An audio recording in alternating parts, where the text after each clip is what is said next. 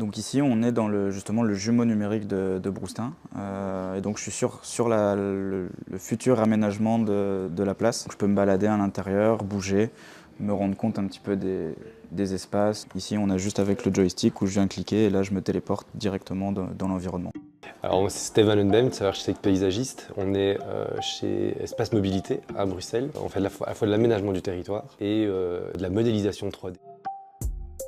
Là, c'est vraiment la base même du projet. Et quand on présente ce type de plan, les personnes ont du mal, pour un non-initié en tout cas, à se rendre compte des gabarits, des espaces qui sont représentés. Une fois que ce plan est dessiné, je l'envoie à mon collègue.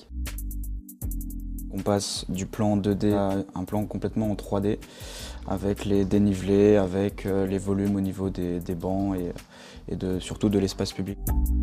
Ici, on est sur la place Keim à Watermael-Boisfort. On va dans l'espace public avec un appareil photo, on prend en photo toutes les façades, on vient les retravailler et on peut aller jusqu'à de la 3D exactement de l'espace, comme on peut le voir ici, avec la végétation, les personnes qui passent, etc. Pour les citoyens, pour comprendre vraiment où on est, ça a vraiment une très grande importance. Et avec une façade, on va vraiment se retrouver, on va trouver le coin de la place et tout de suite savoir où est-ce qu'on se trouve.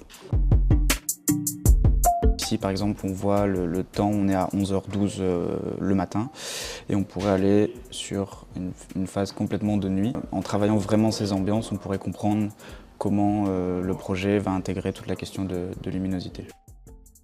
L'intelligence artificielle pourrait clairement être implémentée là-dedans. Tous les différents types de bureaux, par exemple spécialisés dans la mobilité et le calcul des flux, ont déjà des programmes qui sont déjà très avancés pour anticiper justement les embouteillages et autres. À petite échelle ou à l'échelle d'une ville?